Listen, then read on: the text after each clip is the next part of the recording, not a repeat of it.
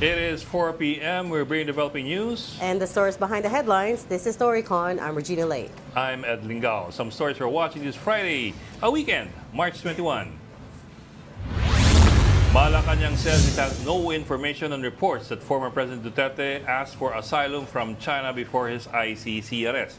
This comes after a report that claimed Duterte's asylum request was rejected and that authorities have been preparing for his arrest since January. Palace press officer Yusek Claire Castro says President Marcos is not seeking the resignation of Solicitor General Minardo Guevara. The Soldier earlier declined to represent government officials in petitions filed by Duterte's children, which questioned his arrest. According to Castro, Guevara still has the president's trust, and the gentlemen have already talked about the matter.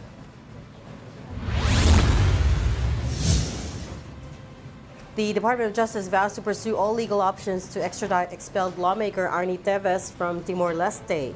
The DOJ expressed disappointment after the Timorese court denied the Philippines' extradition request. Teves is linked to the 2023 assassination of Negros Oriental Governor Roel Degamo, along with a string of murder charges. Around 5,000 Filipino and American troops will participate in Salaknib 2025 military exercises starting Monday, March 24. The drills will focus on territorial defense, sustainment, as well as humanitarian assistance and disaster relief. This year's Salaknib will run until May 3.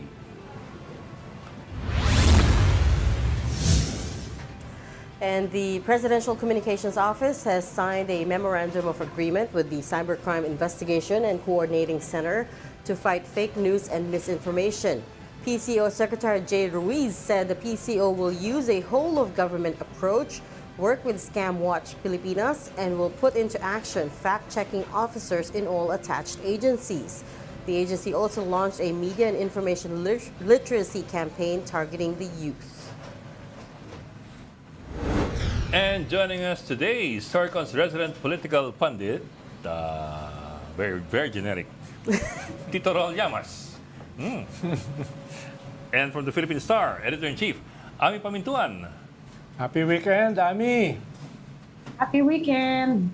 Happy Friday. What is Happy your Friday. remark about her fashion statement today? Wala. Your typical Wala, remarks. walang gulay. Very chill lang. Very chill. Oh. Chill lang, di ba? Makulimlim ngayon, makulimlim. Wala nangyayari, a slow day. No, well, Pero interesting naman yung hearing. hearing, we were monitoring ng fake news, so the House interesting. hearing on fake news and May- misinformation. May iyakan pa eh. Oo nga Actually, eh. for a moment, Oo nga. Iyakan. maybe this is going a bit too far na pinapaiyak natin yung mga tao. Buti hindi na ako pinatawag. Bakit? Vlogger ka Iyak ba? ka rin? Dati, pinatawag ako dati. Social media personality. That's right. So this time around, what is this? Second or third hearing? Third hearing Third. na, no? Third hearing. Third or fourth? Yeah. Third Yeah. hearing ng disinformation, and finally some of the vloggers turned up. I saw Trixie Cruz Angeles, Crisette Laureta Chu, si Mark Anthony Lopez, si MJ Kiambao Reyes, sino pa? 8 of them, they counted. Nag-roll call sila. So 8 of them na binigyan ng show cause order last time. Finally turned May up. threat of contempt na sila. Yes. Actually, si Congressman Paduano was threatening them with contempt a few times today. Pati na si Congressman Benny Abante. It was actually quite a contentious hearing, I have to say. What did you guys think? Well, napaamin nila. Na? Yung dalawa na pumunta ron, dun sa kanilang nilabas na mass resignation ng Philippine National Police na pinost nila dahil daw dun sa arrest ni Digong.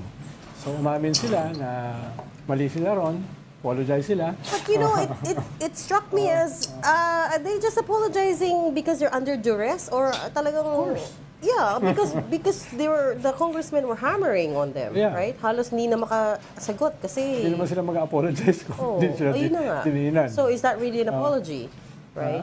And also, may existential question si Ed. Hindi ka pinasa sa akin. Tahimik na nga ako. Mabuti na yung kine-question lang sila kasi may inaresto ngayon yung NBI na vlogger. Actually, Yes. yeah. Yes. Yes, Well, may that's another, inaresto for altering a wire agency report daw yon. For supposedly inventing a quote from the president. So, Ano yung quote? clearly, Sabihin mo for the viewers. The added quote was parang let's legalize drugs. Oo. Doon sa the end of the quote, nag-insert ng ganong quotation, Pero which paano of course is not true. Pero paano pag sinabi mong it came from an unimpeachable source, no? Na- Halimbawa, yung sa nagawa sa din ng GMA7. reporters. Yung report kahapon ng Hindi, GMA7. kung journalist ka, merong vetting yan eh. There are Yes. several layers of Yes, vetting exactly. sa legacy media. Yeah. If you're a journalist, dahil pwede kang mademanda, pwede kang makulong, Uy. kailangan mong padaanin yan kung kanino. Meron niyang filter. Yeah. Ang social media problema, it's a purely unfiltered story. Pwede kang kumuha ng kung saan-saan eh. Saka, kuminsan, mali nga yung nakukuha eh. Tapos dadagdagan pa ng kung ano-ano, walang mag-edit. Yan ang problema. Uy, Ami, Philstar was mentioned. Philippine Star was mentioned. Minsan pina si Ami? Hindi. Fake news? Fake Hindi, news? hindi, Philippine hindi. Star? At the start, Cover namin yun. nag-away si Congressman Marcoleta and, who was chairing it? Nakalimutan ko. Paduano? Si Hindi, Fernandez? Hindi. Hindi si Paduano, no? Galing siya sa Fernandez? vlogger eh. I'm so Tinatawag daw sorry. siyang demon. I Sabi ni forgot. Marcoleta. Yes. So sabi niya, Tinatawag daw siyang demon. he was saying that the panel should have invited Philippine Inquirer and Philippine Star to the hearing, and he was very upset na wala daw representation from traditional media there. Di naman kami imbitado. O yun. Kaya, Saka ulitin niya yung sinabi sa akin. Ay, after that, nagpa-advertise siya sa amin. Dalawang beses. nagpa-advertise. May advertisement naman pala. Yeah, yung campaign niya, twice. Twice na siya. Kasi iba naman yung reklamo niya sa amin, di naman fake news yung sa amin, hindi daw siya hindi ba yun ang reklamo niya sa amin? Yeah. Bakit daw hindi siya nabanggit doon sa rally? Oo. Yeah. Di ba naman yung reklamo niya sa amin? Bakit tinanggal Nagreklamo. daw na reporter? Bakit hindi daw Complaining na nabanggit bakit yung pangalan niya? walong reporter ng Philippine Star sa rally, hindi naman siya nabanggit. Parang he was never It's there not fake and he never news. spoke. And he spoke for a long time daw. Diba? Yun yung sabi niya. Our point naman was, regardless of whether you spoke, Pero ano ba yun? Fake? we're Kaya not tinanong ko, required to may do it. news ba Kaya kami nga, gawin sa fake news ba yun? rally? Anong reklamo niya ron? Libelous ba yun? Na hindi niyo pinicture Hindi daw siya? siya pinag- That's also the other thing. Misinformation. If vloggers or people in social media call you names, they're not necessarily bound to justify their calling you names because Yeah, that's freedom of expression. that's freedom of Ha? expression. If you want, you can file a case of slander or libel, but I think demon is hindi naman yan Hindi considered not libelous. literal. It's not a obscenity literal. or something. Obviously, it's eh. not a literal allegation. Halimbawa, pag may tinawag akong idiot sa social media, is that libelous? Ako, It ewan ko, could be marami if na rin ako natawag you're na proven to. You have to prove that you have no malice. Ay, madali yun. no malice. Hindi, Ang mahirap yun sa'yo, importante. Wala akong Mahirap yun. Wala akong That's malis. very hard. That's the thing with Pero paano mo, Philippine libel laws is paano mo papatunayan ng malis internal sa utak No, mo? Yes. Bok. No, in Philippine libel laws, you don't sa libel, have it's to malice. prove malice. You have to disprove that you had no malice. It's the opposite. Baliktad. No, hindi siya Parang innocent you're proven guilty unless proven Oo. innocent. Ganun. It's the yan burden ang- of yun ang proof is libel. on you as the accused Kahit mali in yung libel. sinulat mo, kung hindi malicious, hindi siya libelous. It's an unusual case with libel in the Malis lang Philippines. yung importante ron. Sa Halimbawa, US may kasi, personal, mapatunayan na nagdemanda sa'yo, personal yung attack na yan sa akin. It can be malicious. pero idiot ba? It's- Hindi, depende nga sa Ibig paggamit mo sabihin ng ng salita idiot, eh. ignorant. Which is the negative. Ano ba problema sa ignorant? Sabi mo lang kasi challenge What are you trying to say? Huh? intellectually challenge. It can go either way. It can go either way. Yeah, that's Okay. true. That's true. Okay, we have to... Let's bring in our first guest. First guest tuloy. Our Our reporter. Mojos. Yes. Our mojo, si Mary Reyes na nagtsaga na mag-cover ng Tri-Committee hearing on disinformation. Mary Mon, to begin with what's the objective of this hearing? I mean, this series of hearings? Yes, good afternoon. So far, itong pagdinig ng House Tri-Committee is to hopefully establish a legal framework and set a guidelines when it comes to regulating online content and to also set a code of ethics para sa responsableng paggamit ng social media. A code So of far, ethics? tuloy-tuloy. Yes. Congress So will far, give us a code of ethics? Ganun? Okay. There we go. Okay. Makipatawag ka. Sige, Malis. sorry, go ahead, Marion. Absence of malis. so far, Ay, nako, Mary tuloy-tuloy pa rin please yung... ignore. Please ignore. Sige, go ahead. Tuloy-tuloy pa rin yung pagdinig ngayong araw and doon sa 18 personalities na supposedly hinaina ng subpoena dahil sa kanilang hindi pagsipot ng mga lumipas sa pagdinig. Ito yung mga humarap ngayon. Ito ay sila Elizabeth Joy Cruz or known as Joey De Vivire, Mark Anthony Lopez, Trixie Cruz Angeles, Crisette Laureta Chu, Dr. Richard Mata, Ernesto Abines, Aaron Peña, also known as Old School Pinoy, si Mary Jane NJ Kiambao Reyes, and Ethel Pineda Garcia. And so far, ilan sa mga napag-usapan na kanina ay kumbaga inisa-isa sa interpellation proper. Una, na-bring up yung kumakalat ngayon na fake news na sinasabing sinasakop na rin daw o sakop ng bansang China ang Luzon Islands and ang Palawan. And nung natanong dito kung ano nga ba yung masasabi ni Commodore J. Tariela, spokesperson to the West Philippine Sea, ang sabi niya first time niya rin daw itong nakita and yet again, another narrative na naman ito na kailangan daw na makombat. Kanina din, nung nagkaroon ng interpellation proper naman dito kanila Crisette Laureta Chu, ang pinaka-natugis dito ay yung kanyang social media post around March na sinasabing yung napag-usapan dito ay tila meron daw mass resignation na isinasagawa mula sa nagagawin ng mga nanggagaling sa pulisya at saka si AFP following yung pagkakaaresto nga ng dating Pangulong Rodrigo Duterte.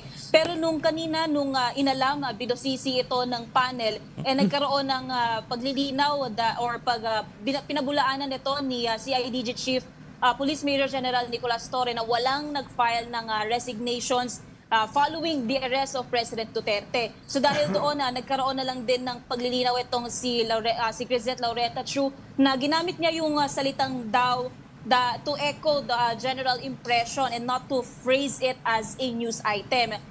Basically, ang inaano nila dito pinapoint out is parang naging sentiment ito, expression ng tao, and technically an opinion. Pero humihingi siya ng patawad, hindi dahil daw doon sa kanyang pinost, kundi dahil hindi nagkaroon na malinaw na pag-iintindi sa konteksto ng kanyang pagpo-post. Nung nasabi naman kanina kung magpo-post pa raw ba siya ulit ng parang follow-up or follow-through na kino-correct na yung una niyang pinost online, ang nasabi niya ay maaari niya rin naman daw yun gawin. Nung dito naman kay Mary Jane Kiambao Reyes, ang pinag-usapan dito ay yung kanyang mga post online tungkol sa sinasabing massive hoax daw ang EJK death victims, yung tolls, yung bilang ng mga biktima. And nung binusisi naman kung saan ba nanggaling ang mga ito, halos hearsay lang din ang lumabas kay MJ Kiambao. Doon nagkaroon na rin ng tensyon sa pagitan ng panel at saka nitong mga resource persons. And doon nagkaroon na rin ng naging pag-iyak kanila Kiambao at saka kanila Laureta Chu. Ang nasabi dito ni MJ Reyes dahil daw natatakot siya na ma-detain or ma-cite in contempt. Pero nilinaw kanina na wala naman daw motion pa para doon. Kaya kung nagsasabi raw sila ng totoo, wala naman daw silang kailangang ikabahala. Another heightened moment kanina ay between Commodore J. Tariela at saka kay Mark Lopez dahil sa mga post ni Lopez na sinasabi lapdog, US lapdog itong si Commodore J. Tariela at dahil ginagamit daw ng Estados Unidos ang Pilipinas dahil sa intensyon nito pagdating doon nga sa West Philippine Sea or yung pananaw daw nito sa South China Sea. Pinabulaanan din ito kanina ni Commodore J. Tariela at nung nagkaroon ulit ng paglilinaw kay Mark Lopez kung saan nga ba nanggaling itong mga pinost niya online, hindi rin naging klaro.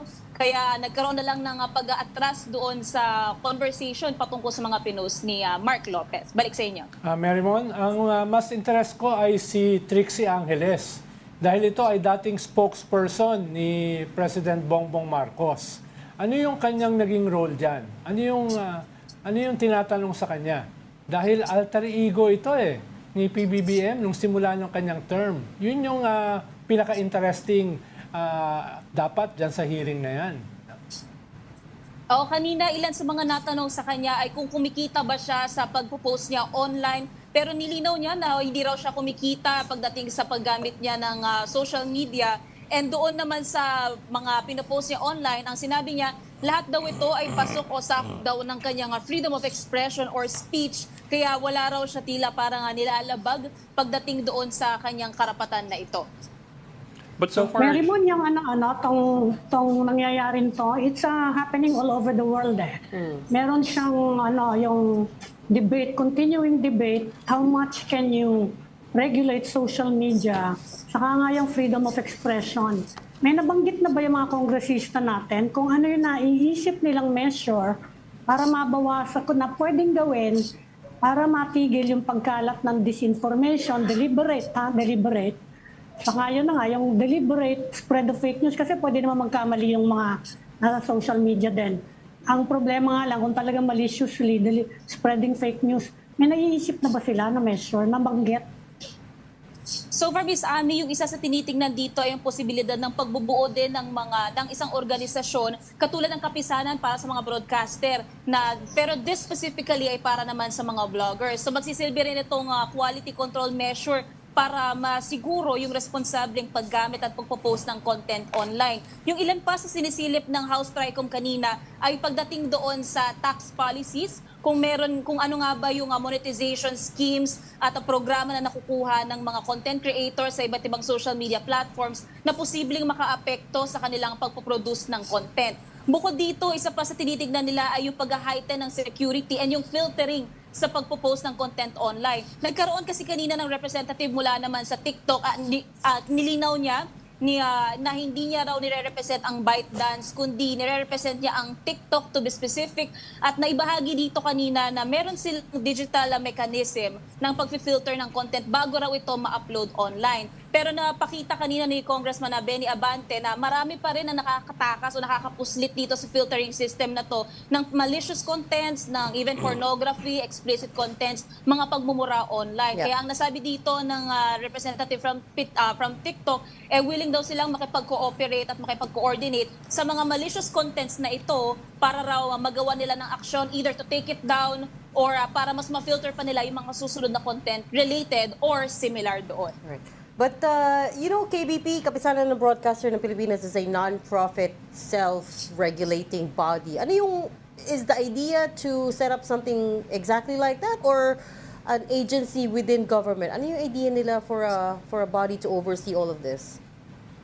So far, hindi pa malinaw kung paano yung magiging functionality nitong supposed group. Pero they are looking into a supposed system that would help cater doon sa yung lawak ng freedom of expression and speech nitong mga content creators. Pero this would also serve as a way na magkaroon ng standardized na sabihin na natin code of ethics na susundin nitong mga content creators. Pero kanina, wala pa kasi masyado malinaw na sinasabi kung ano ba yung nakikita nilang solusyon. Okay. Pero ang tinitingnan at sinisilip nila ngayon yung technicalities that could affect kung paano nga ba na-engganyo ang mga tao sa pagpoproduce ng content, whether or not it's misleading or if alam nilang misleading or disinformation ito, be it kung meron silang monetary gains na nakukuha rito or if it's purely by their own motivations. pero to Reg's point, KBP is an association of broadcast companies and broadcasters. It is not a creation of government. It is not a creation of Congress. And likewise, the code of ethics of almost all the other media agencies and associations are not creations of Congress as well. So, I'm wondering lang, paano papasok dito yung Kongreso? Gusto nila sila. A code of ethics is voluntary. It's ethical. Hindi siya regulatory. No? So, yun ba ang gusto nila? Parang KBB style na bahala na kayo. Basta meron tayong kasunduan na huwag niyong gagawin ito. Pag ginawa niyo pa rin, hindi naman namin kayo papakulong. Dahil hindi siya regulatory. So far, hindi pa yan natatalakay kanina, pero isa sa kinukuha muna nila ngayon na impormasyon o datos mula sa mga imbitadong social media personalities ay kung paano nga ba yung nagiging workflow nila. If at the same time, kung may monetization na nakukuha dito, ano nila behind such content creations and productions At the same time, ano ba yung regulation or regulatory measures na ginagawa naman ng social media platforms to guarantee user safety while not curtailing the freedom to create contents online? Yes. Because the Okay. code of ethics is basically moral suasion. Hindi siya batas. Para kang BSP, moral suasion. Yeah. We'll leave it there. Thank you so much for your reporting and insights. Mobile Journal, Mary Mon Reyes reporting from Batasan, Pambasa. Happy weekend. Salamat. Thank you, Mary Mon. You're watching Storycon on One News. We just need to take a very quick break. We'll be right back. Stay with us. This is the Story Conference Group or the Storycon Group. We've got developing news and the stories behind headlines. Welcome back to Storycon, the Story Conference. I'm Ed Lingao. And I'm Regina Lay. Still with us, Ami Pamintuan of the Philippine Star and Ronald Llamas, our resident political pundit. And at this point, let's call in our guest.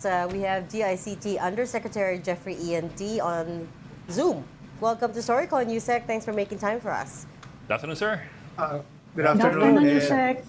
Ronald, Ami, and Regina. Uh, Magandang hapon. We were talking about fake news, Yusek, and disinformation. But I wanted to first talk to you about what you told me before about how you guys at the ICT noticed a jump in hacking attempts during the time of Duterte's arrest.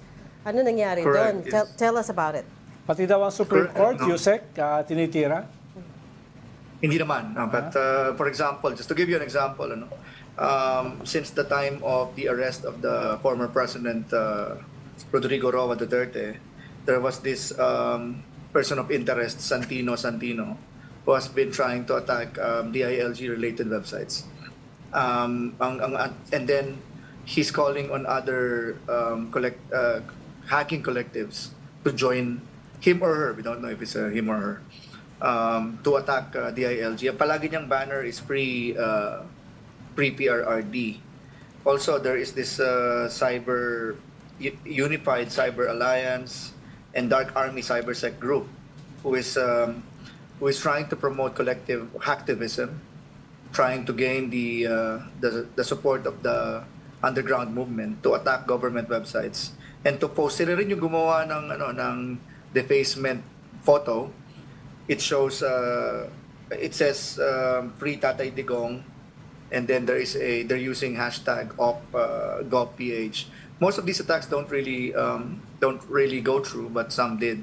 For example, there was a defacement in DA, some DILG websites, etc. No?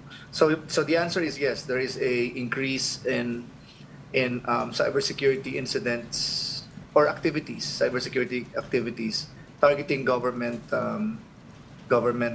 digital assets since the arrest of the former president, including the ICT. I think our defenses always gets a trip, parang alarm of reconnaissance for the past few days because of this. Yusek, isa sa pinagdedebatihan kanina sa Tri-Comm meeting ay yung kailangan ba ng regulatory functions para i-oversee itong social media or sapat na yung parang ethical suasion, moral suasion para sa kanila.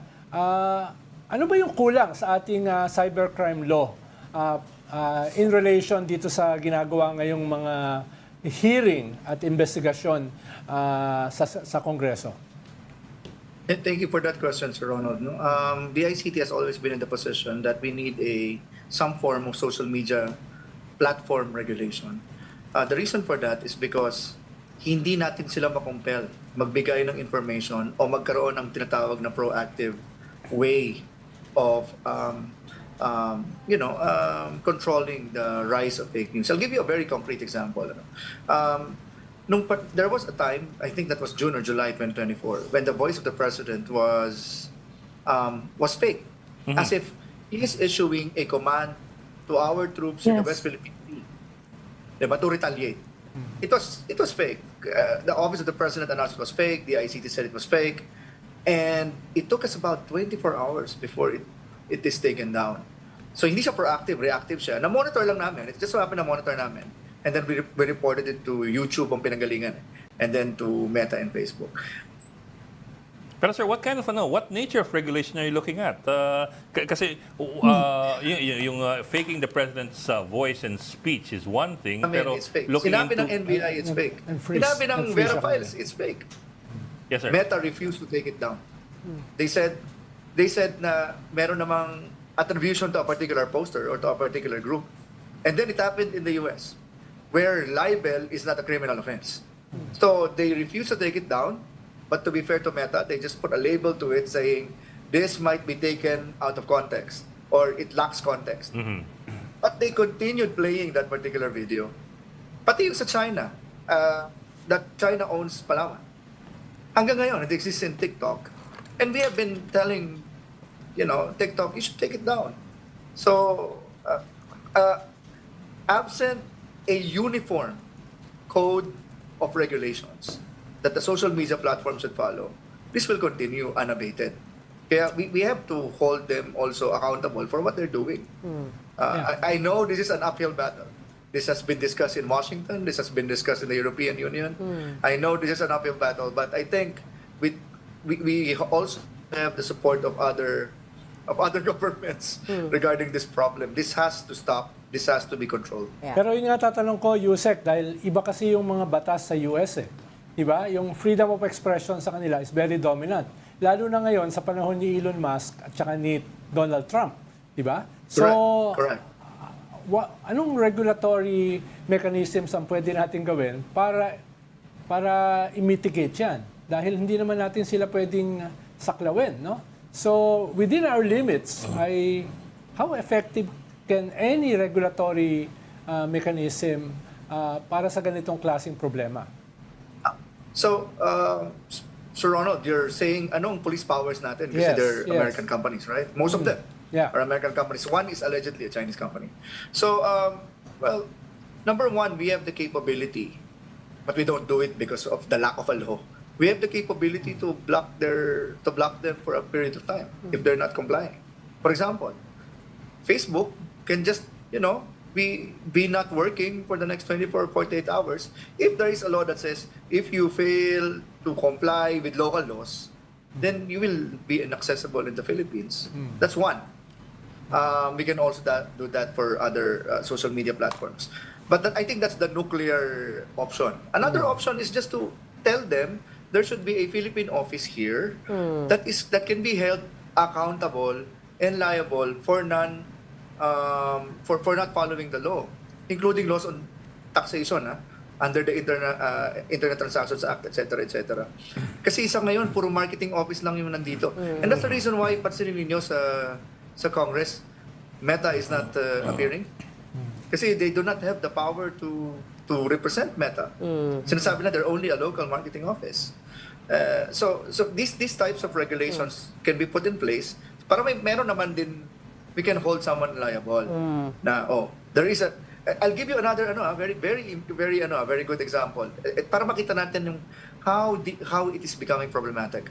One particular vlogger, si Maharlika, I think her real name is Eden Contreras, if I remember that, has 2 warrant of arrests issued by a local court, by local courts, a regional trial court, on 2 counts of cyber libel. So therefore, on our law, not on US law, on our law, she's a criminal. She can post bail naman, no problem. But she has to face these charges. Pero her account continues in YouTube. And informally, we've raised this with YouTube, and YouTube is saying, we have our own community guidelines. And if she's not violating any of our community guidelines, just tell us what specific post and we'll take down that particular post because it's libelous. So it's mga real problems on the ground that also inhibits us from enforcing our own laws pagdating sa social media platforms. Pero having Yung one mga for hacking is one attacks thing, nyo, but balikan ko lang Balikan ko lang yung hacking Yes, attack. ma'am. Meron ba kayong nate-trace na source nun? Kasi yung mga cyber experts, sinasabi nila, karamihan daw sa mga attack dito can be linked to China actually Okay. Meron ba kayong ganong That's a good question, no, Miss Amy. Yung rise ng attacks during the Duterte during the arrest of former President Duterte can be traced locally. Some are coming in from foreign, pero nag-announce na yung mga Filipino, they may not necessarily be here in the Philippines, but they're known Filipino activists na sila gumagawa. So these are Filipinos. For example, someone called Klamrat, which we believe is not located in the Philippines, but is very, very fluent in Filipino, by the way, was triggering attacks here, there, and everywhere. So again, under the guise of dapat palayain, no? Si PRRD. So these are all Filipinos. But ito na yung malaking but we also monitored persistent threats. At least sinasabi ko nung nagkita kami ni Ms. Regina, we also monitored persistent threat actors. Ang tawag namin dyan, advanced persistent threat groups. Magkaiba po kasi ang modus operandi ng mga state-sponsored or state-level type of attacks, which we call APTs. Itong mga APTs hindi nagpapakilala. They don't announce, unlike the activists. But we did also see an increased activity of APTs during this period. Feeling ko sumasakay. Kapag ka voluminous kasi ang attack, matatago lalo sila. No, so again, let me call out APT 17, APT 21.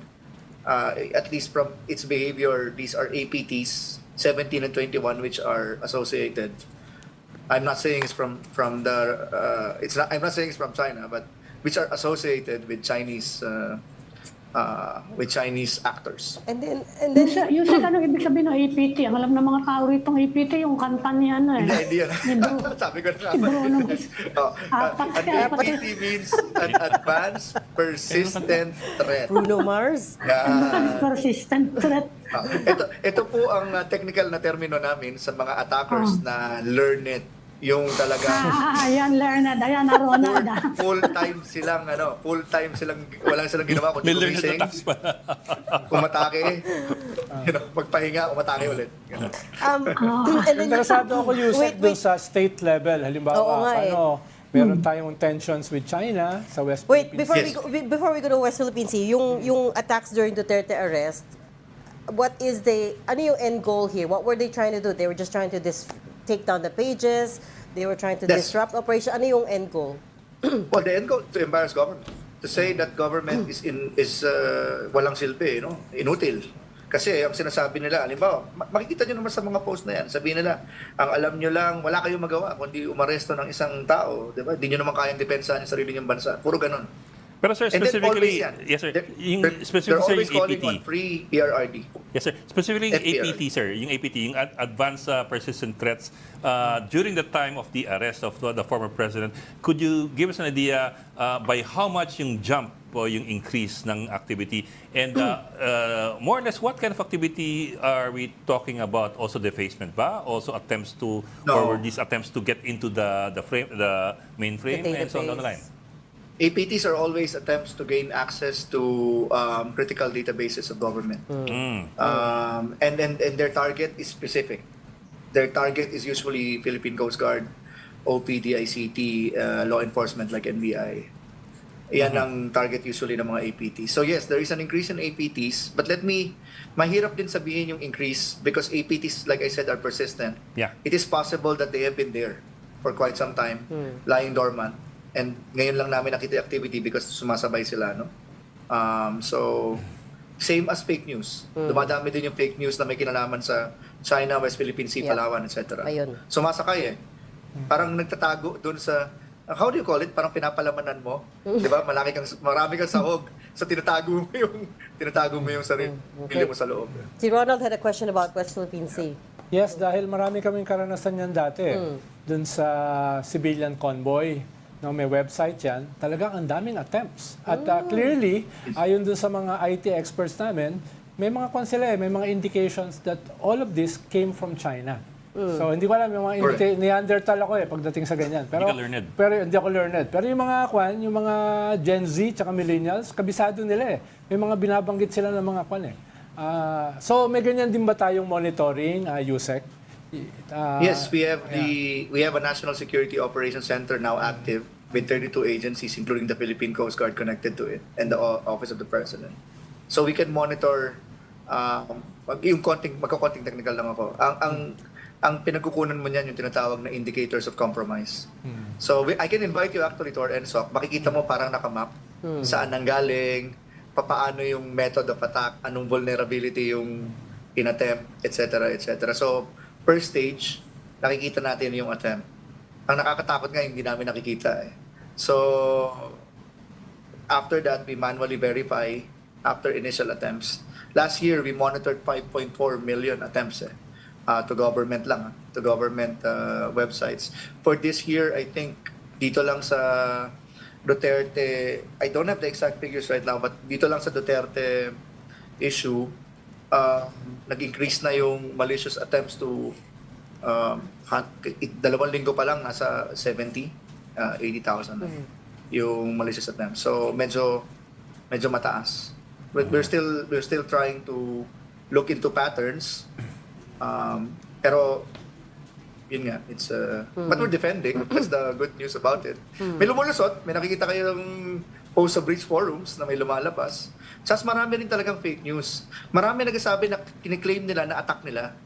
Halimbawa, may lumabas na news, in-attack daw ang GCash. Tapos naka-ano rin, free PRRD. Nung binuksan namin yung file, 2021 data. Ibig sabihin ko sa former, naalala nyo yung may news pa noon dati na a subsidiary or a vendor, yung one of the data processors of GCash had a data breach. Parang ito rin yun inulit lang yung information. So a lot of this is also fake news. Pero Yusek, you can reassure our public na kaya niyong labanan yung mga yan. Will you have the capability? Kasi noon sabi sa amin ni Ivan, parang kulang na kulang yung tao to fight all these things. Miss Amy, palagi naman kulang Kulang palagi ang pera, kulang palagi ang tao, kulang palagi oras. But what I can say is that we're doing our best and we are protecting the critical infrastructure of government as best as we can. And as I mentioned, less than 1% naman yung dumidiretso. But just be very, very careful. No? Yun lang din ang pakiusap ko sa media. Dati kasi nakaka-hype agad ang cyber attack. Let's just be very careful in claiming an attack. Kasi karamihan po sa namomonitor din namin, claiming an attack happened, actually never happened. An example, PCSO. Hindi naman talaga inatake yung PCSO. It was a email account of an employee. And then ang mga nakuha pa for Christmas party photos. So, it's PCSO was not attacked. Maybe an employee's mailbox was compromised. Personal mailbox. So these are two different things.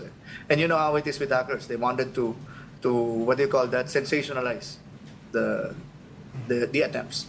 Yusek, yung inyong capacity, nako-complement ba yung inyong wherewithal to do your job by our international friends? Are you at liberty to say that? Nakakatulong ba sila? Yes. Thank you for that question. Yes, and I thank especially the government of the United States and the government of United Kingdom.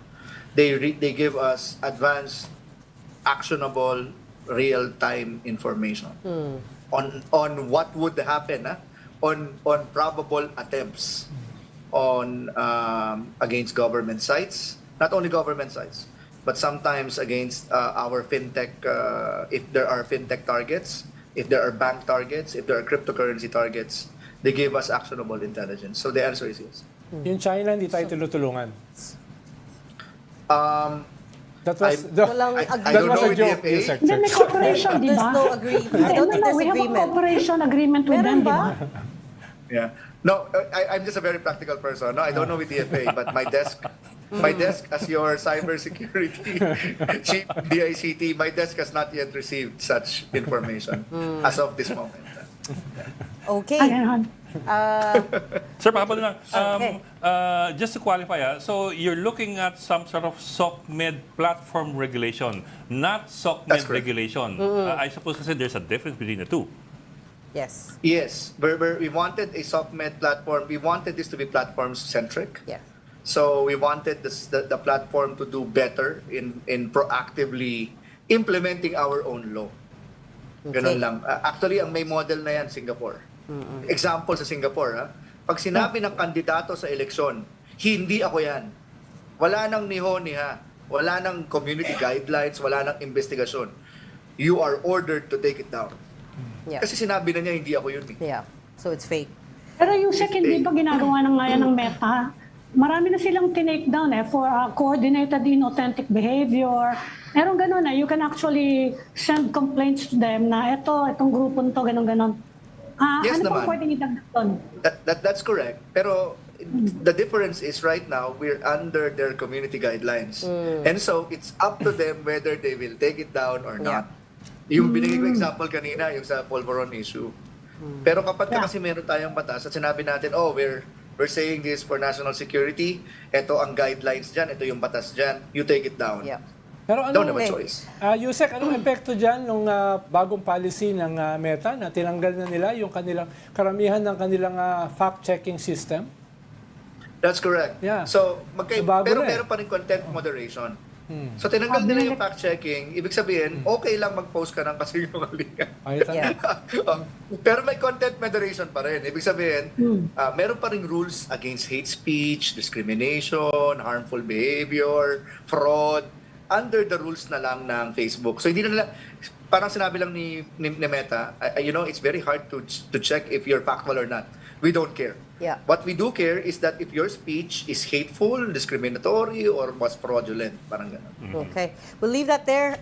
Thank you so much for your time and your insights today. Thank you. DICT Undersecretary Jeffrey Ian D. Thank you, Yusek. Thank you, Sec. Thank you, sir. You know, Ami, you made a good point kasi there are community standards on Meta, pero the issue there is yung decision-making process nila. Nawala si Ami. Where's Ami? Kinuwot mo pa naman siya, no? Minsan, i-quote mo rin ako. Sabahan mo lang. Hindi ko malalim. What did you say ba? Bakit umalis? Ayan. Ami. Ami, you're on there, ha? Baka Okay.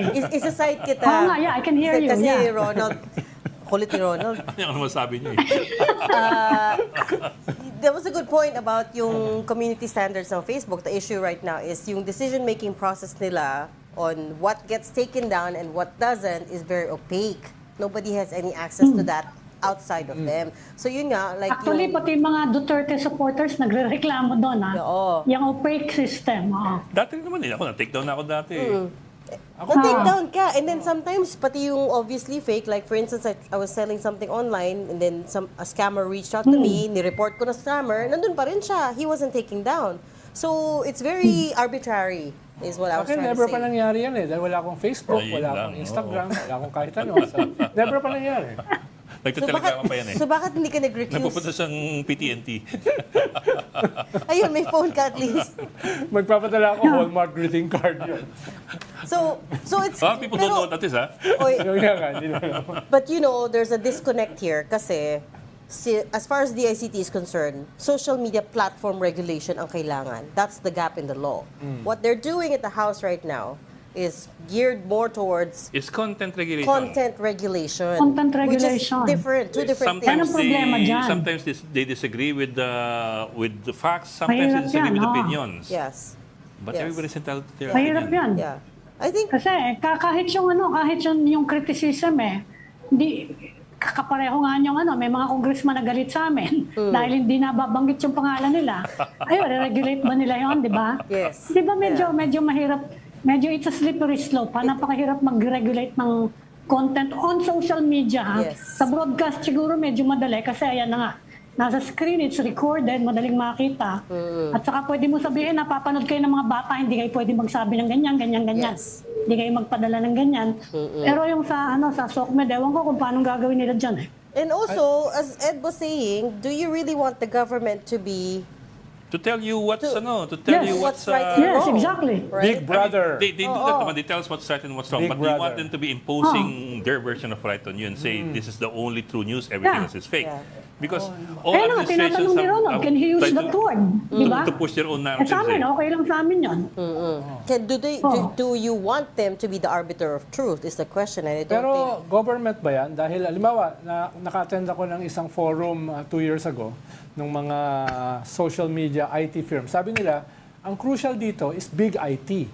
Dahil sila yung merong wherewithal para gawin yung ating hinihingi. Big tech meaning Facebook, Apple, Google, yes. Yung government mo, limited yan eh. No? On the other side naman, ang sabi nila, wala tayong magagawa dyan. Hindi gagawin niya ng IT. So, ang magagawa natin is also to weaponize this technology against those who are using it for bad. Yes. So, ganun yung debate nun. Dahil nga, ang tingin nila, government can only do so much. But I agree, Yeah. to a certain degree, the Facebook, the platform company should be held liable for their content, right? Which is what's missing, and which is what Mark Zuckerberg has been Yeah. fighting all along. Because for them, in the name of free speech, it should be, all open, self-regulating, right? But Siguro for accurate reporting lang, medyo pwede na siguro yung ginagawa ng Singapore. No, yung to a limited extent na kapag proven na mali yung sinaano na paki-take down nga yan, you have to take it down. or Di ba? Pero may pagkakuan yun. Kaya lang medyo mahirap iba yung political system ng Singapore. Regulation, lalo na Ayun na nga. worried about freedom of expression oo, but yun na nga, I mean, You were there. Ronald is correct. Iba din yung form of government nila, so they can impose that. I mean, technically, on paper, Yes. democracy pa rin. Pero Pero matindi ang parusa ron. Oh. Saka May- napaturusahan. may- Iba tingin nila sa May Iba dagdag tingin yung, nila sa media. May pahabol yung dati naming website administrator sa PCIJ, si Marco Sigera. Matagal na tayong powerless over platforms. Dapat talaga pinipressure ang platforms via regulators, especially sa taxation side. They make so much Yan. money from video ads. From us, Filipinos watching everything. We should demand minimum compliance to certain regulations. Dapat meron din silang liaison for law enforcement issues sa Pilipinas. yes. I mean, Siguro yun that's ang logical. doon, minimum compliance. Oo. Especially because they profit off the Yeah. fake news, right? Which is maybe Yes. why they don't want to take it down. Yung post na sinasabi ni Yusek D, for instance. Ano yun? Yung, yung Palawan. Palawan being part China of owning China, Palawan. yes. I mean, they Ay, still... ano yun, pinick up yun from China, di ba? Oo. So, From China, Pinick up yun social from media. Chinese, It went viral. So, I mean, that's It went eyeballs. viral. That's a lot of engagement for Facebook, right? So, wala silang Yes. incentive to take it down.